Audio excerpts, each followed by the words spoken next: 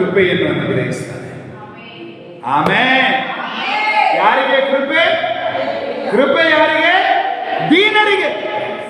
ದೀನರಿಗೆ ಕೃಪೆ. ದೀನರು ಯಾರು? ದೇವರ ಮುಂದುಗಡೆ ತಗ್ಗಿಸಲ್ಪಟ್ಟವರು, ತಗ್ಗಿಸಿಕೊಂಡವರು, ದೇವರ ಮುಂದುಗಡೆ ಪರಿಶುದ್ಧರಾಗಿರುವರು, ದೇವರ ಮುಂದುಗಡೆ ನೀತಿವಂತರಾಗಿರುವರು.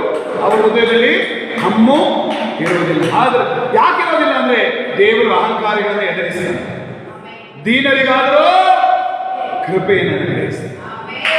ಆಮೆನ್. ಆಮೆನ್. ಹಾಗಾಗಿ ನಿಮ್ಮ ಎದೆಯಲ್ಲಿ ಹಮ್ಮಿದ್ರೆ ಯೇಸುವಿನ ನಾಮದಲ್ಲಿ ಈಗಲೇ ತಗ್ಗಿಬಿಟ್ಟಿದೆ.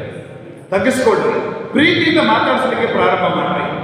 ಆ ಪ್ರೀತಿ ನಿಮ್ಮನ್ನ ಕಾಯ್ತದೆ, ಆ ಪ್ರೀತಿ ನಿಮ್ಮನ್ನ ಕಾಪಾಡ್ತದೆ. ಯೇಸು ಕ್ರಿಸ್ತನು ಯಾರನ್ನು ದೂಷಿಸಲಿಲ್ಲ, ಯಾರನ್ನೂ ದೋಷಿಸಲಿಲ್ಲ, ಯಾರನ್ನೂ ತಿರಸ್ಕರಿಸಲಿಲ್ಲ. ಎಲ್ಲವನ್ನ ತಾನೇ ಸಹಿಸಿಕೊಂಡು ಎಲ್ಲ